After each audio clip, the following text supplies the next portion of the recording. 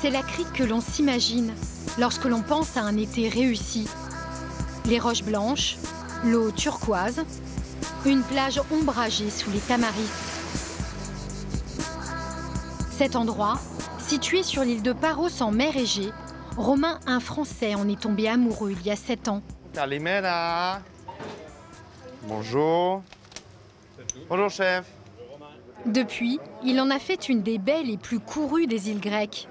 Une histoire de famille dont Isabelle, la maman de Romain, est la chef d'orchestre. Ici, Jean-Luca, ils sont combien?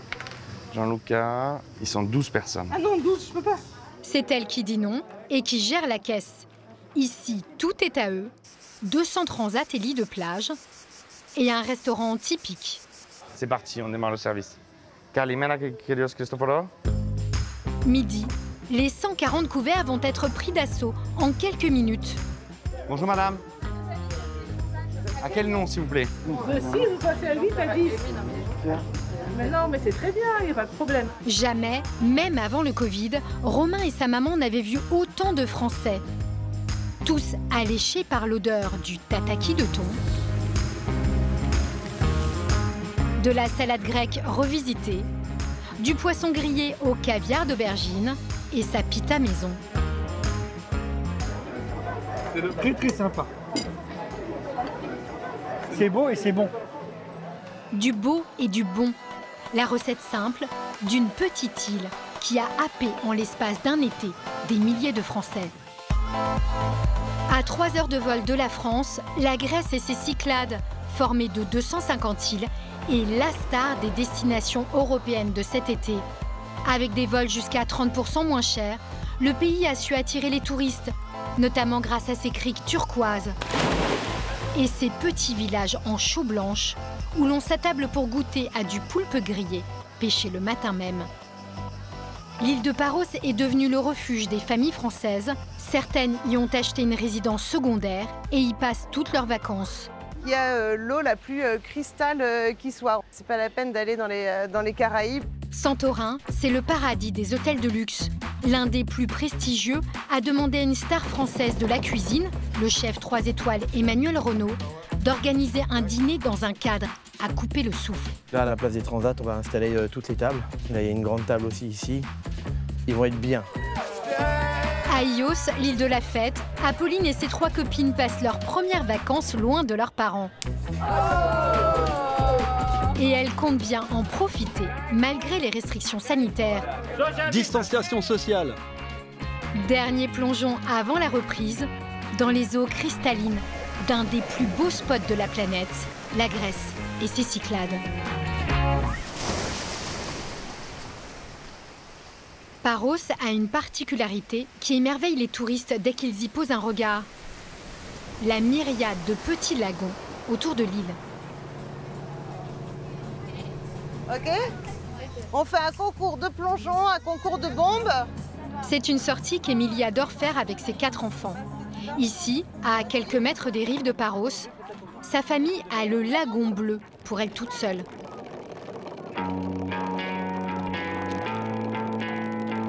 Le premier à larguer les amarres, c'est François, le papa.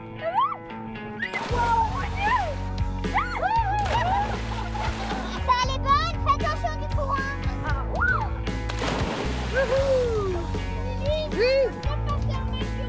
C'est bon?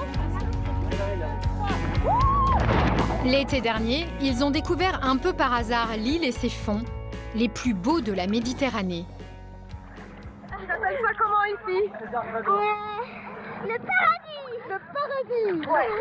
Ce qui nous a attiré ici, c'est le côté captivant de l'eau et la transparence. Le retour à une vie simple aussi. Le couple travaille en Angleterre, François dans une grande banque et Émilie est architecte. Alors, moi j'adore la pastèque. Ici, ils laissent leur vie stressante de côté et leurs enfants redeviennent de petits sauvages.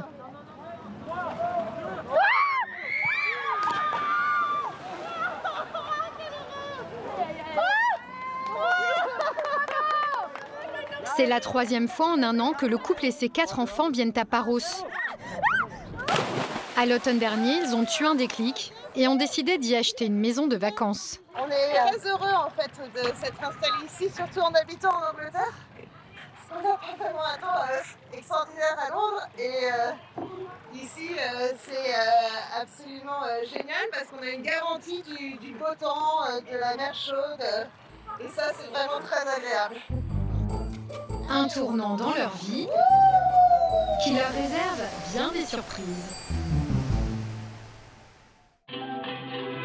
À 2 heures de bateau au sud de Paros, Santorin. Cette île volcanique est la plus connue des Cyclades, avec ses villages blancs accrochés aux falaises à 200 mètres de hauteur. Le plus célèbre se situe à la pointe nord de l'île, Oya. 2 millions de touristes débarquent ici chaque été. Avec sa vue à couper le souffle, c'est un lieu très prisé pour les demandes en mariage. Ok, allez, encore un baiser. Ou les lunes de miel. Et surtout, c'est le paradis des Instagrammeuses. Mais pour profiter de cette vue depuis sa piscine privée, il faut y mettre le prix, 1 000 € la nuit minimum. Parmi tous ces touristes, il y a un Français pour qui tout est gratuit. C'est Emmanuel Renaud, patron du Flocon de Sel, un restaurant 3 étoiles situé à Megève. Il est considéré comme l'un des 10 meilleurs chefs au monde. 2 jours dans l'été, il ferme son restaurant en Haute-Savoie pour venir ici, à Landronis, un des hôtels les plus prestigieux d'Oya. Tout va bien? Yeah, everything is okay. I have a heavy suitcases upstairs, I think it's for you. Yes, I know. Il faut avoir des bons mollets pour venir à cet hôtel, hein. Ah, ça rigole pas. Mais ça va, on est à la montagne, nous. C'est pas gênant, on a l'habitude. Emmanuel a l'une des chambres les plus originales de l'hôtel, creusée dans la roche. Magnifique chambre. Troglodyte. Il a même sa terrasse privée. Magnifique. Et son jacuzzi. Ah, ils m'ont gâté, je crois qu'ils m'ont mis une belle chambre. J'ai vu sur le restaurant. Là, à la place des Transats, on va installer toutes les tables. Et après, il y a un super sitting, là, il y a une grande table aussi ici. Donc ça va être... ils vont être bien. Depuis 4 ans, Emmanuel Renaud signe la carte du restaurant gastronomique de cet hôtel.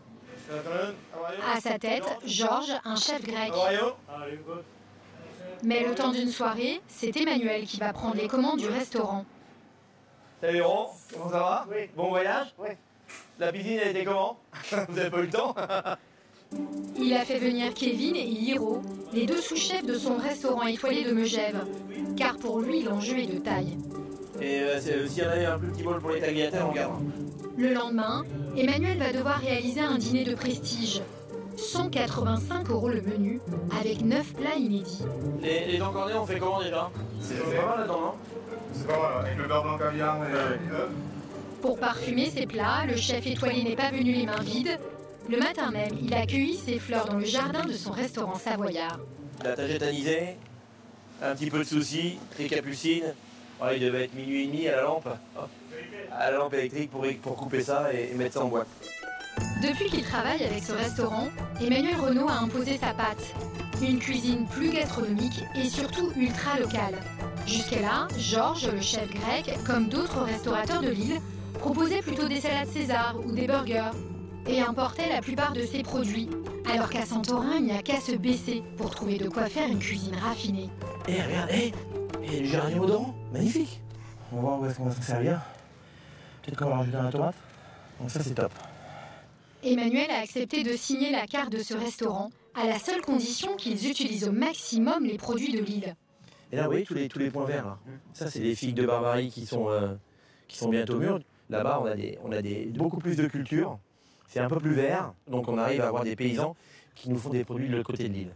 Je voyais pas l'intérêt de venir pour faire une cuisine Emmanuel Renaud avec des produits importés. C'est pas mon style de vie et donc je respecte la nature partout où elle est. Le lendemain, Emmanuel a tout de même prévu de faire une entorse à ses principes en proposant un menu très français. Son équipe grecque sera-t-elle à la hauteur des exigences du chef étoilé? Quand j'y pense, moi j'ai rien mangé. Au large d'Oya, une autre île et un tout autre paysage, bien plus désertique.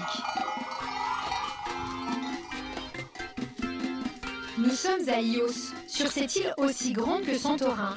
Il n'y a qu'un seul petit village, Kora. Ses 2000 habitants voient débarquer chaque été des milliers de jeunes. En journée, c'est sur cette plage toute proche, Milo-Potas, qu'ils se retrouvent tous. Parmi eux, il y a ces petites Françaises. Apolline, Manon, Céleste et Priscilla.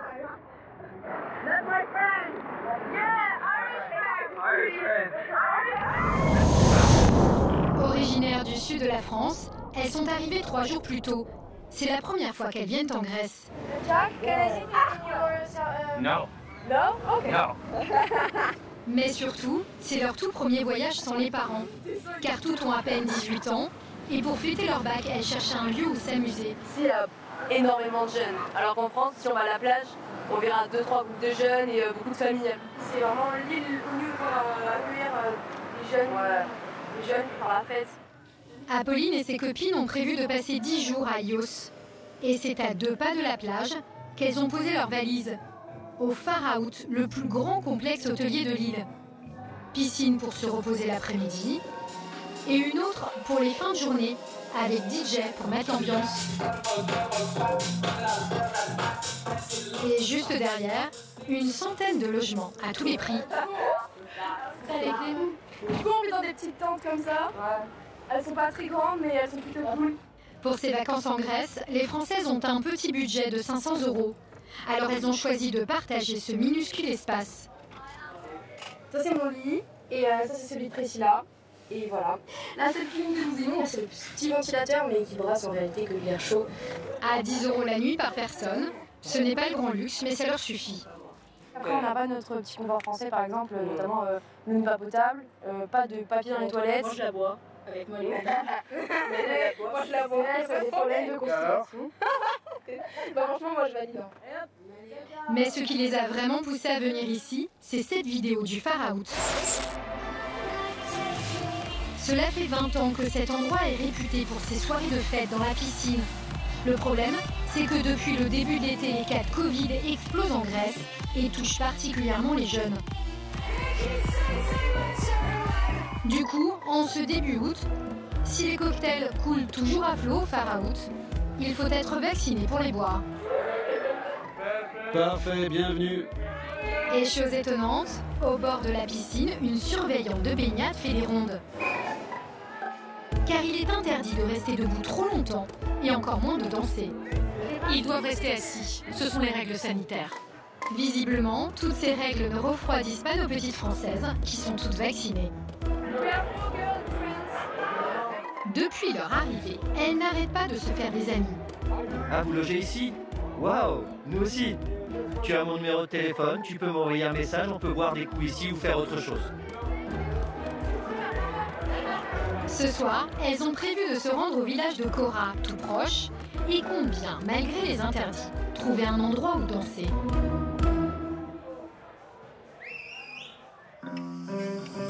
Paros, la 3e île la plus grande des Cyclades, et son petit port de pêche Naoussa est loin de cette agitation.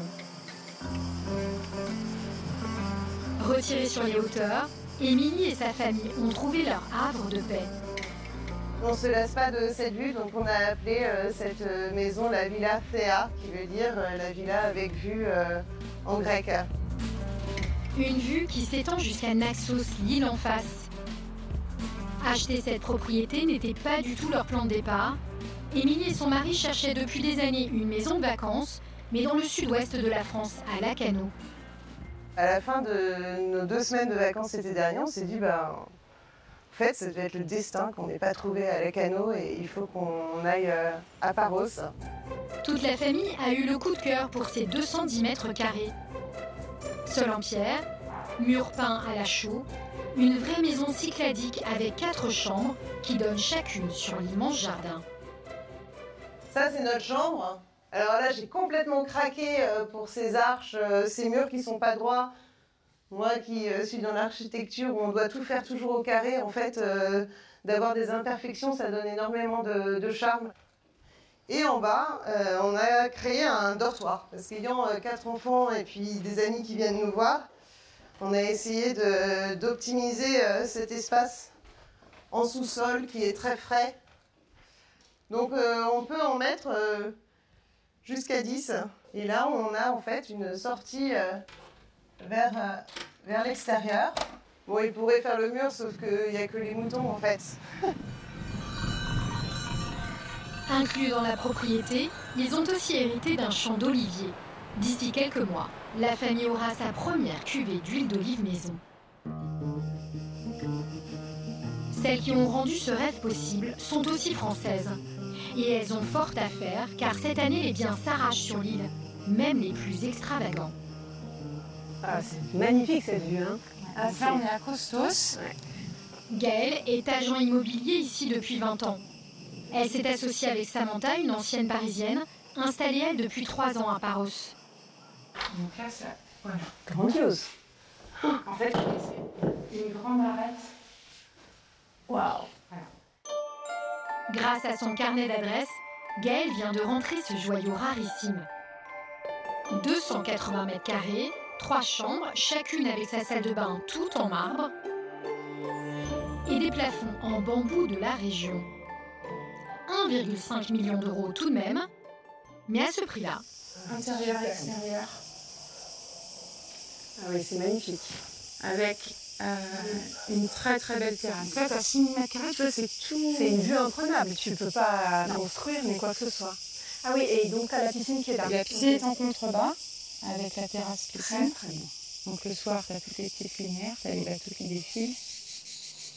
Une piscine qui donne sur toute la vallée et, ce qui n'a pas de prix, des kilomètres de forêts protégées qui ne seront jamais constructibles tout autour de la villa. Mais par peur que Paros ne devienne le nouveau Mykonos, l'île bling-bling des Cyclades, Samantha et Gaëlle essaient de dénicher au maximum des maisons traditionnelles à des budgets bien plus abordables. Tu vois, regarde.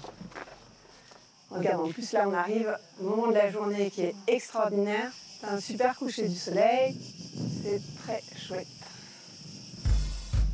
Grande terrasse perdue au milieu de la nature, 80 mètres carrés avec 2 chambres, le tout vient de partir pour 300 000 euros. C'est parti tout de suite. Ouais. Genre dans la journée?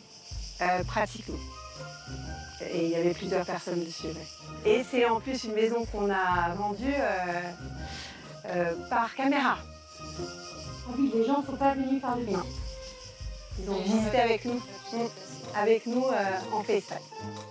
Peuplée de 20 000 habitants à l'année, Paros passe à 400 000 l'été. Et tout indique que cette explosion démographique n'en est qu'au début. Pour l'instant, certains endroits restent encore totalement sauvages. Depuis 7 ans qu'il est ici, Romain, le restaurateur de la plage, a petit à petit découvert les producteurs du coin. Comment ça va? Vassili élève dans ces montagnes arides un troupeau de vaches laitières.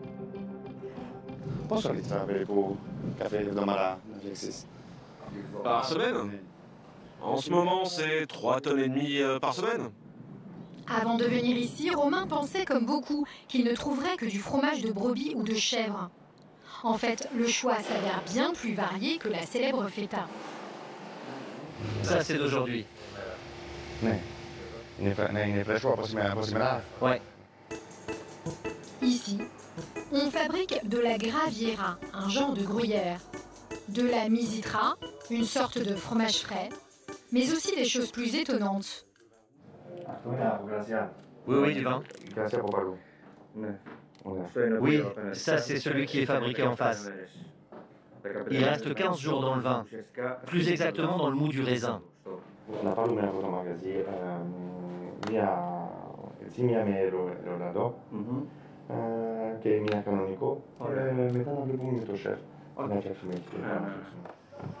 Ces trouvailles, Romain va maintenant les proposer à son chef de cuisine, Stéphane. L'huile est parfait. On va mettre un petit peu de fleur de sel, un petit paro dessus. Un peu d'huile d'olive, un petit filet d'huile d'olive dessus. Du riz. Du riz. Hello Yannick. Si Stéphane connaît aussi bien les produits locaux, c'est qu'il vit ici depuis 4 ans. Ah ok, lavraki. Filet of lavraki. Thank you very much. Le lavraki, c'est une espèce proche du bar. On va utiliser le lavraki pour les ceviches aujourd'hui. Donc on le nettoie. Stéphane a quitté sa Belgique natale pour s'installer sur l'île à la suite d'un double coup de foudre. Un chef belge à Paros, en fait, il est simplement tombé amoureux d'une grecque qui lui a fait découvrir son pays. Après lui avoir fait découvrir son pays, il est tombé amoureux du pays en plus, vous imaginez. Et il a décidé d'essayer de vivre à Paros au minimum 6-7 mois par an. Une de ses recettes préférées allie le fameux lavraki au mangue cultivé sur Paros. Première étape, la marinade.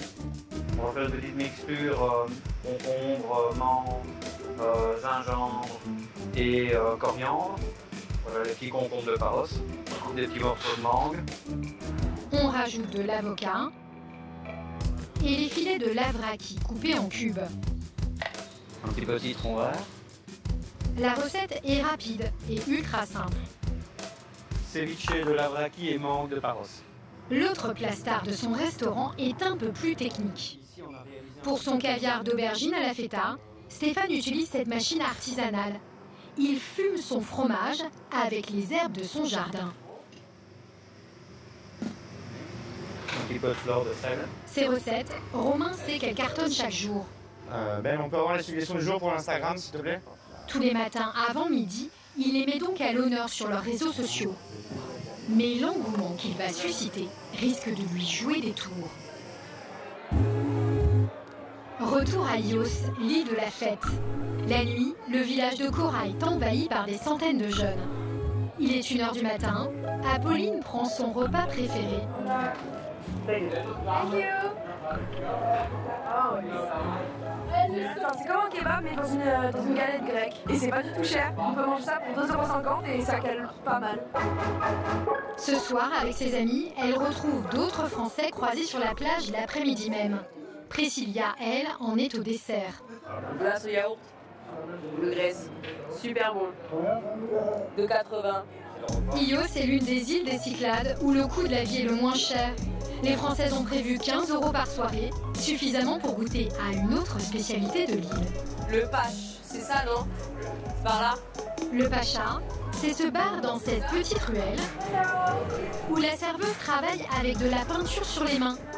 Et la règle est très simple, il faut boire un petit verre et surtout se laisser faire. Ok. Allez, Yamas, Apolline. Ok. 3, 2, 1, Yamas.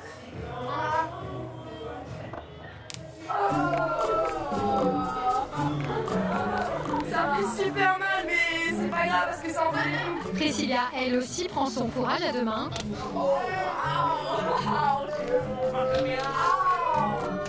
Pour impressionner les filles, un de leurs nouveaux copains va à son tour se sacrifier.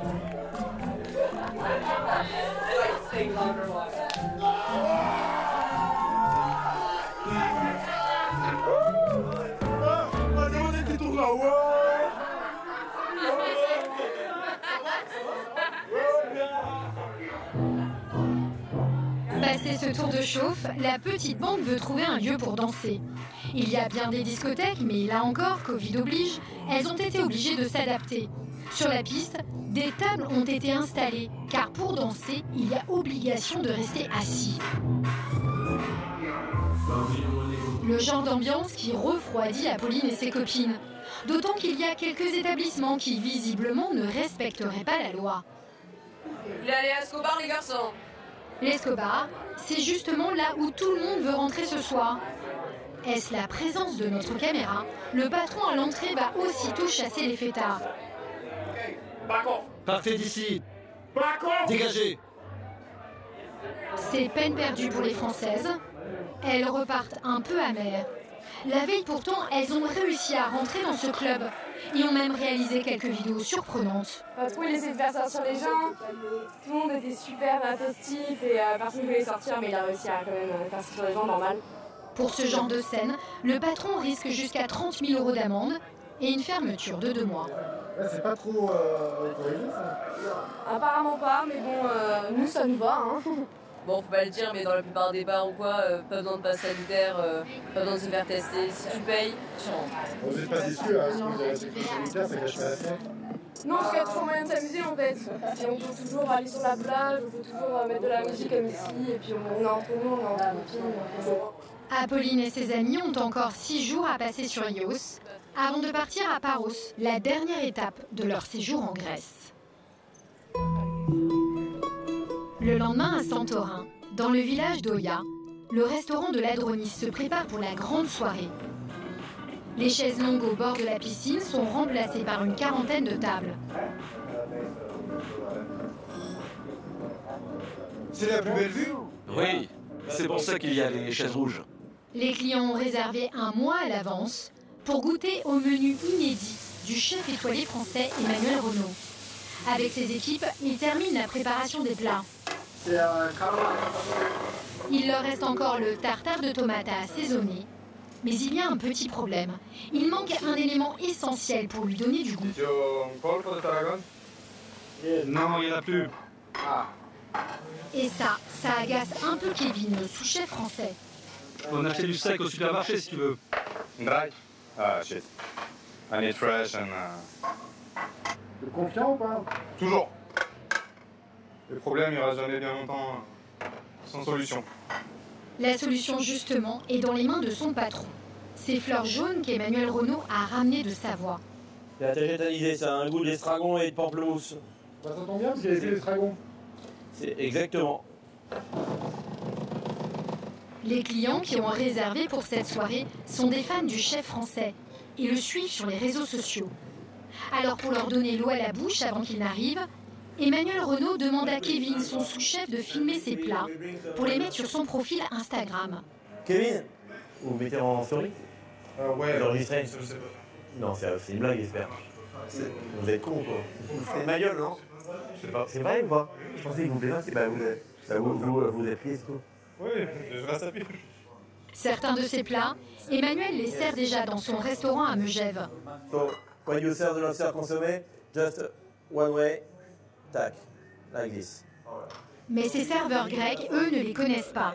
Alors le chef français doit leur expliquer comment les présenter aux clients pour que le service soit digne d'un 3 étoiles. The onion with cheese, they just need to go inside, like that. Donc just a small spoon, it's enough. Et pour remplacer le plateau de fromage, le chef a prévu ce plat, très léger.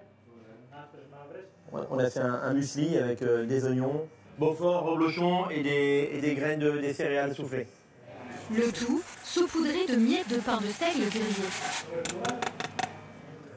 Le pain de seigle, ça sent le pain d'épices, ça sent plein de choses. Et c'est vraiment pour donner ce côté rustique, montagnard.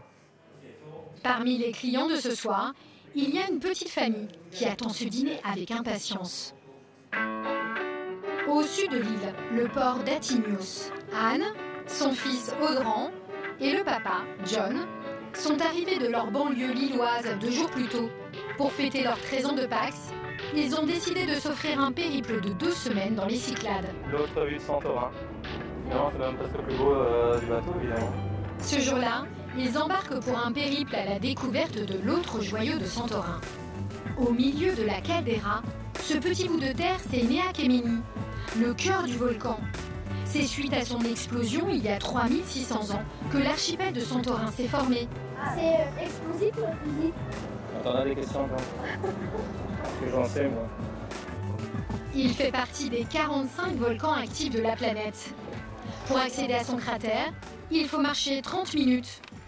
La petite famille est fan de randonnée, mais en général, ils préfèrent les terrains sauvages, loin de la foule. Attention l'autoroute. Ouais, c'est ça le tourisme de masse. Je m'attendais à ce qu'il y ait du monde, mais là, une autoroute comme ça, c'est assez incroyable. Le site n'est pas sans danger. En 2012, une série de petits séismes inquiétants a secoué l'île. Ah là, ça fume. C'est ça.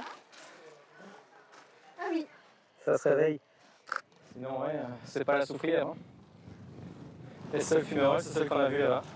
Vous le trouvez comment le volcan? Oh. Non. Bah là, pour le moment, on voit pas grand-chose. On voit la petite fumerole. Non, c'est plus pour la vue que pour les volcans, en fait. Ah, on est bien là-haut. Ah ouais, bah il y a beaucoup de vent. Mais le clou du spectacle se situe un peu plus loin. Dans cette petite crique.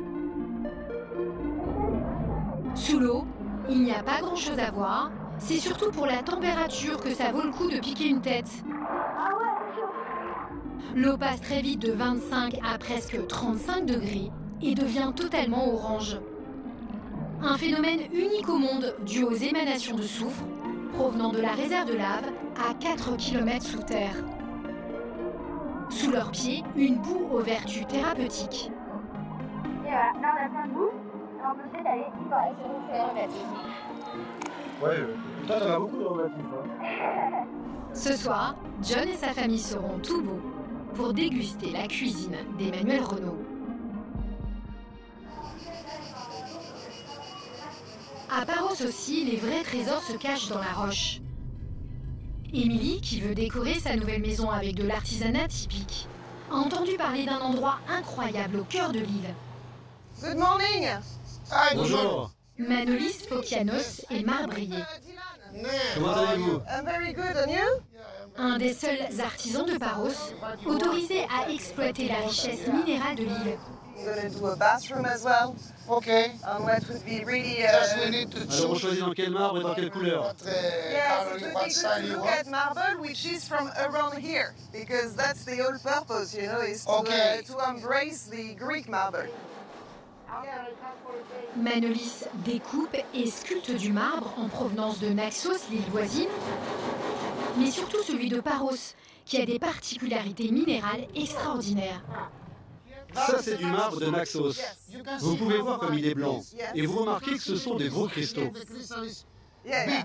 Yeah. Ici, en revanche, vous avez le célèbre marbre de Paros. Vous voyez la différence? Okay, there is much more density Yes. to it. Yes. And it's And the less crystal. Vous pouvez voir la différence ici, on dirait du lait. Yeah, yeah. That is like a milk. That is how the crystal. Sur l'autre, c'est plein de cristaux. Si je veux sculpter un corps et ses détails, ça risque de se casser, alors que sur celui-ci, ça ne cassera pas.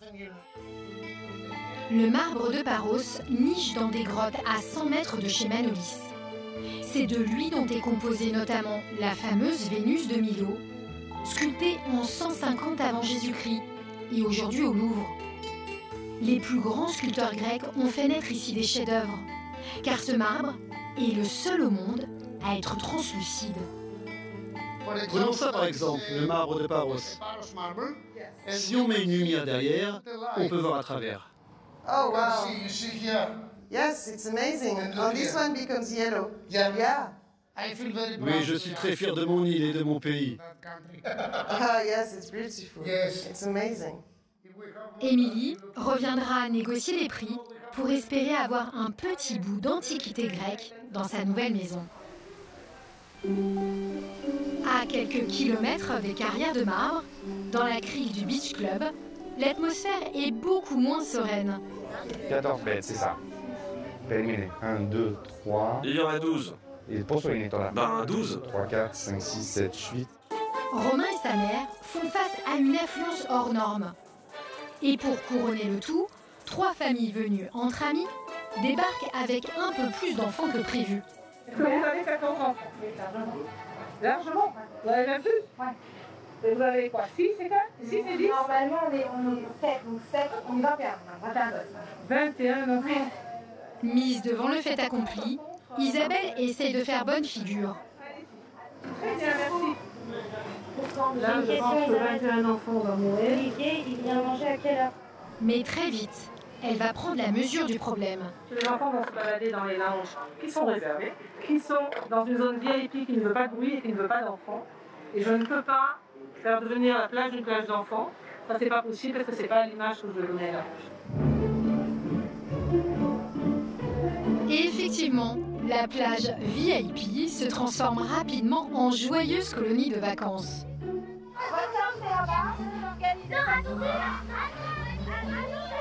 Donc 2, 3 ici, 4 ici.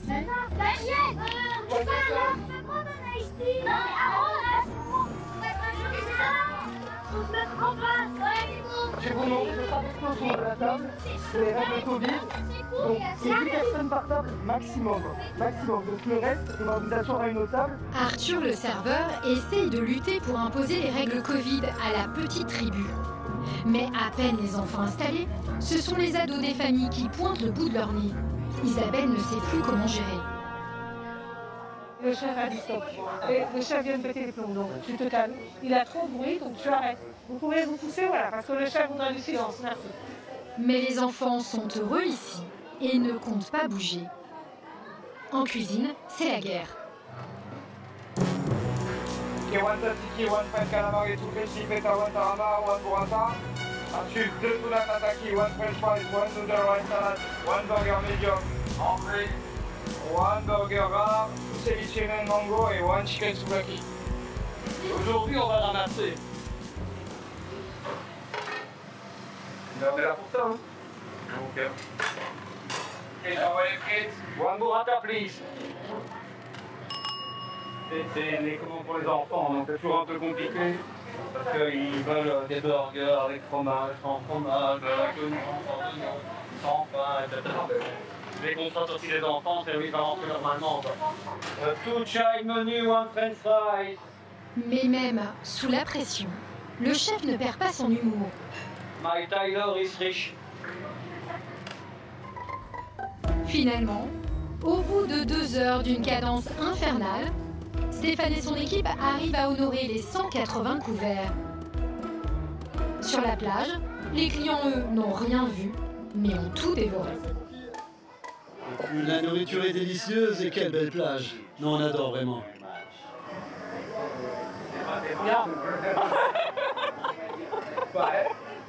C'est très bon. En cette fin d'été, Romain a déjà égalé ses meilleurs chiffres de 2019. Il compte désormais s'agrandir avec un spa et un ponton pour recevoir les bateaux. À Paros, c'est aussi l'heure pour Émilie et sa fille Lucie de préparer le dîner. On va chercher tout ce que j'ai commandé pour l'apéro chez Aliki. Dans ce petit village de pêcheurs, les tavernes familiales se sont aussi mises à la vente à emporter. Pour le plus grand plaisir de la famille. Vous allez bien? Émilie a déjà ses habitudes ici. Je viens chercher ma commande. Je pense que c'est pour moi ça. Yes. Un petit moment pour les carpaccio et la moussaka, ok? Ok. Derrière les fourneaux, c'est la mama grecque qui cuisine les poissons, que son mari est allé pêcher le matin même. Au menu de ce soir, carpaccio de thon, moussaka et évidemment, salade grecque. On est chargé. Thank you, Calisto. C'est bon, Lulu, t'es pas trop chargé?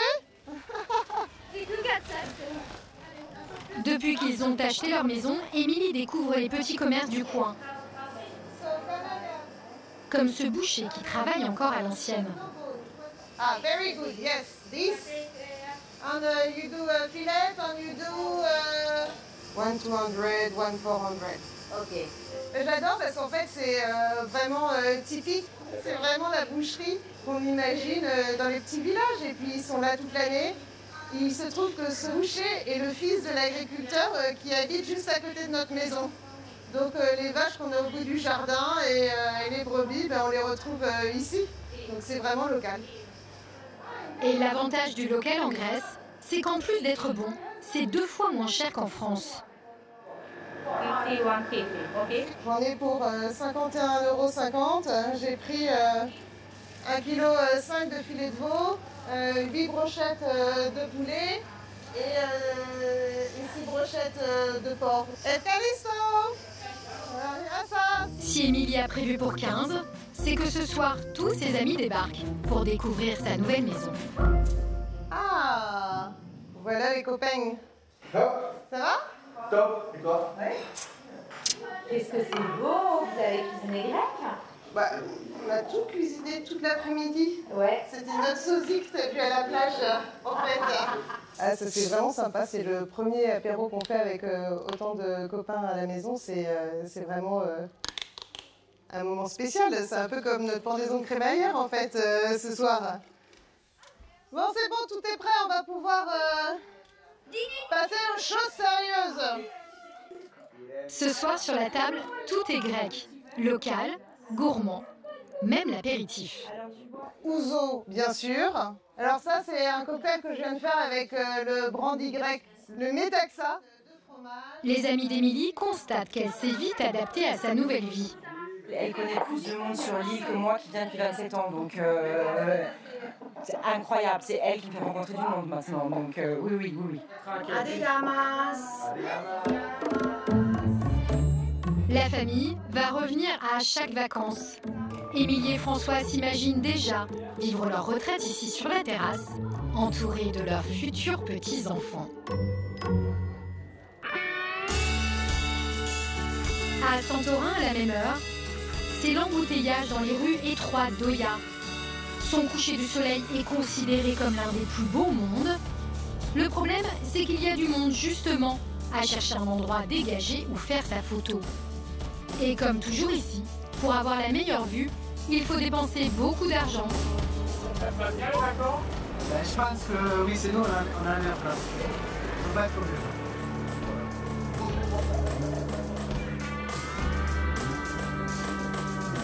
Les couchers de soleil, ce n'est pas vraiment la tasse de thé de John et sa petite famille. Ce soir, ils sont parmi les premiers clients à s'installer à la table d'Emmanuel Renault. En cuisine, le chef français mène ses équipes à la baguette. Oui, c'est bon. La 23. Ok, let's go. Je préfère que ce soit comme ça, non? Oh, c'est sûr. Je trouve que c'est plus élégant. Oui, du together. Go, hop. Ils s'en sortent ou pas? Super, c'est vrai, ils s'en sortent. Ce qui est bien, c'est de voir l'évolution à chaque fois qu'on vient. Grâce à lui, en 4 ans, ses cuisiniers et ses serveurs grecs se sont rapprochés un peu plus de la qualité d'un restaurant étoilé. Oui, c'est bon. 3? Oui, la 3. Ok. En terrasse, les Français semblent conquis.